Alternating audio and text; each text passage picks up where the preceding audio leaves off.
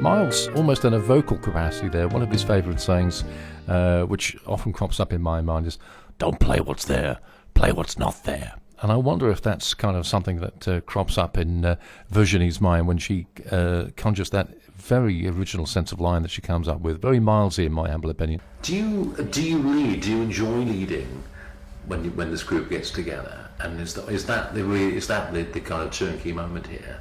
Yes, I do, and I don't. You see, I enjoy leading because it's my project and it's my music, and it's really exciting to make it come to life with real wonderful musicians. But they're all far more accomplished than I am, all those people that I'm leading.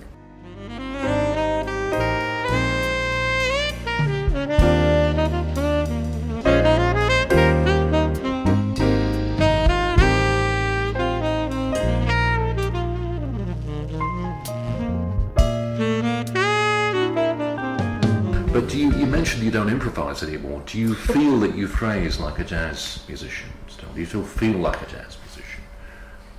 As well as I'd being like to think I am, just because it's got so many possibilities and like a big tree, with lots of branches. Yeah. Jazz. Yeah. And pop isn't really. Yes. But I think I am a pop musician, but I like to keep the jazz inspiration, Yeah. How does that play in your mind? I mean, for example, do you have a particular, the sound of your band perhaps in your head as you write?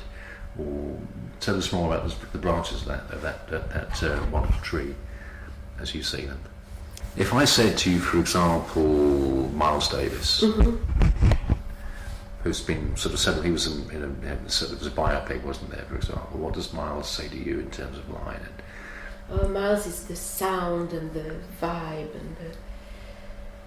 Oh God, he was so creative. He had so many different eras as well. That's really admirable. Yeah. But he had a long period of abeyance, didn't he? I mean, he was. I think the film talks about this, doesn't it? Where he's just trying to figure out what he's going to do, and he's got a little electronic organ he's fiddling with. He's like playing the trumpet. Whereas you've been consistently making music, almost, Yeah, actually, I must say, if I don't write music, I feel at a loss. Yeah. Why am I here? Right. Because it is almost a biological need to write music. As it is to have kids, but yeah. They sort of clash a bit. I don't know how other people do it, but... How did you do it? With great difficulty. Yeah. And what's lovely is that my daughter likes singing, and she now does a bit of singing with me. Sometimes I pick up the guitar and we sing a song together. Yeah, not as much as I'd like to, but yeah, so that's nice. What does she react to your music? She's really lovely about it, actually. She's very supportive, and she even knows a lot of my lyrics, and she sings along at gigs. Yeah. And I really feel a lot of respect. She doesn't reject what I do, which is lovely as well. Yeah, that must be the way you introduce it, because what strikes me talking to you, I kind of expected this from our previous conversation anyway, is that you're not interested in ego, you're just a human being making music, so that's your connection with your material and your audience and folks like me, so it's just, it's the refresh button. For a time, I think people got a little bit remote in the music scene. I certainly, but I think there's been a change, and I remember you're one of the architects of that change, because you've been amongst your audience all these years, haven't you? You mean it's getting more democratic? No. Partly that. I mean, how do you feel that? Do you think there's been a change in recent years? I mean, is it making life easier? Perhaps intimacy, as it were, in terms of doing gigs and the public being around, and not having to deal with big record companies. That's right. I like that. Everybody has a chance and everybody has a place, and you can do what you want to do, and you don't have to report to the manager and then find a record company, and then you can all do it yourself. And that's actually, you are a manager. I mean, you work with Derek Dash as producer and so forth. Yeah, so I feel your pain there, Virginie. Is it sometimes like herding cats, particularly with a bunch of blokes? I know, they're lovely. I'm so lucky. Groovy cats, but they're doing their own thing, sort of thing. Yeah. You know, yeah. No, it's really lovely, and I don't know if it's because I've changed or I've just been lucky, but I remember in the Piano di Lavoro days, I was a young chick, Yeah. And some of the guys were much older than me, and it still happens to an extent, not with people I play with, but that sort of thing where you say, no, we're not miking up the drum kit, and they will always go and ask a bloke, I can't possibly be trusted because I'm a woman. I don't know. I don't want to speak for these august gentlemen, but I wonder if it isn't almost a little bit of phasing and confusion as much as anything else.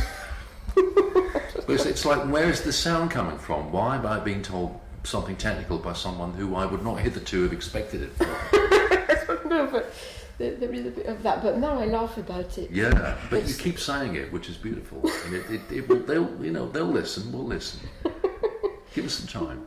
I think it's a combination of also being French and not always very articulate, or people don't quite understand what I say because the stress isn't on the right syllable, Yeah. So I think people don't always understand what I say. That's interesting way of going at language, though, isn't it? Because you're somewhere in between French and English, and whatever other. Do you speak other languages too? If you choose to. I have learned other languages. I don't speak them every day, but yeah.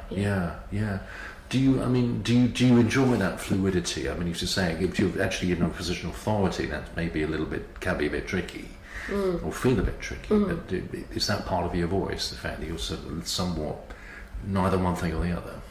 Yes, maybe.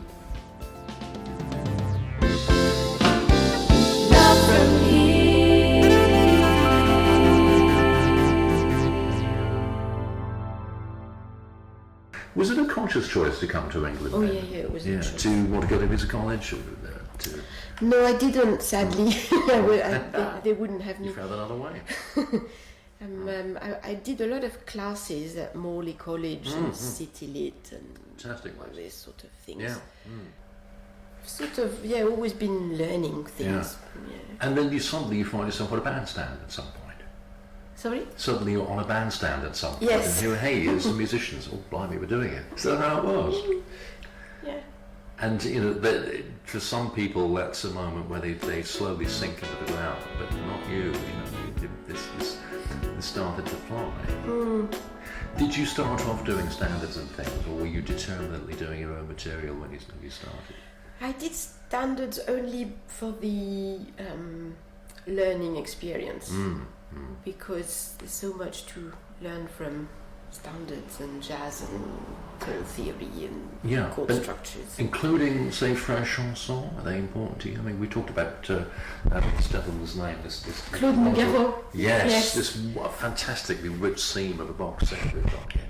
Yeah. Yeah, he's amazing. He was also an outsider, wasn't he, from what I read? I mean, he went to America, as you were saying, in his latter years, and had some success over there, and then got involved with helping kids, with AIDS and stuff, yeah.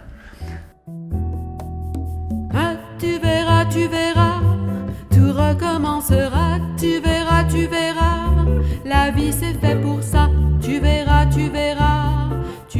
mon style. I think there's something about your lyric writing that's very amenable to jazz. Is it? Oh, good. It's almost as if those words start to turn into lines.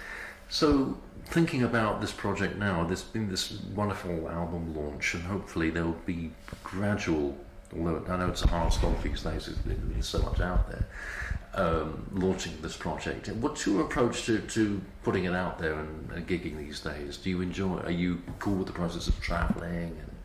Yeah, that would be wonderful. I think it's as I say, I constantly commend the album to people, but it's a slow burn, and these ideas stay with you, and you think, well, hang on, this is actually a book that's worth rereading and rereading again. I think they will, certainly with younger audiences, they will grow with them to some extent. Yeah. What are your plans for maybe further writing? Or do you occasionally have a time to scribble something and scribble it away? Yeah, very briefly, but then when I sit down I can expand. But I've got want next summer to record an EP, so 4 tracks. One of them is something I wrote a long time ago, but I want to expand. It's about exclusion. They're puzzled, they're reminding me of the difference between them and me. But see, that song is immediately, that's your tree and your tentacles, isn't it? Because you've got so many aspects that you could explore in a basic idea like that. Yeah, and then I want to write a song about my grandfather, who went to live in Venezuela and was a bit of a rogue. Virginie, for now, thank you so much. Part 2 follows imminently, hopefully. Thank you for listening to me. It's been an utter pleasure. More soon, folks.